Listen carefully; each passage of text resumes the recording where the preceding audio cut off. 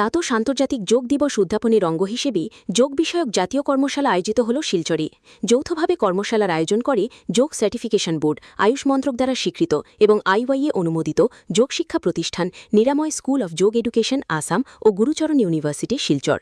উদ্বোধনী পর্বে পৌরোহিত্য করেন মুখ্য বক্তা ছিলেন গুরুচরণ ইউনিভার্সিটির উপাচার্য অধ্যাপক নিরঞ্জন রায়, মুখ্য বক্তা ছিলেন আগরতলার বীর বিক্রম বিশ্ববিদ্যালয়ের উপাচার্য অধ্যাপক বিভাস দেব। কর্মশালার রিসোর্স পার্সন হিসেবে ছিলেন রাজস্থান জয়পুরের Mahatma Gandhi university of medical science and টেকনোলজির সেন্টার ফর যোগ ওয়েলনেসের সহকারী অধ্যাপক ড সুনীল শর্মা ও নিরাময়ের director Shatakshi Bhattacharya.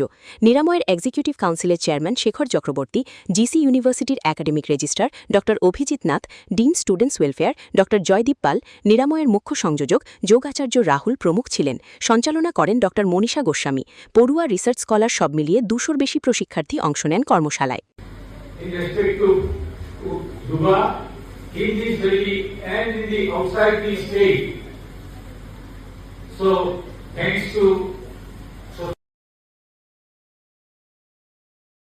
MBB university Tripura doctor Bibhas Deb. आप लोगों को वर्कशॉप शब्द समझ आता है? दो शब्द से मिलकर बना है। First is work and second is shop. ठीक है? 2, 3, 4, बिल्कुल से बच्चों 6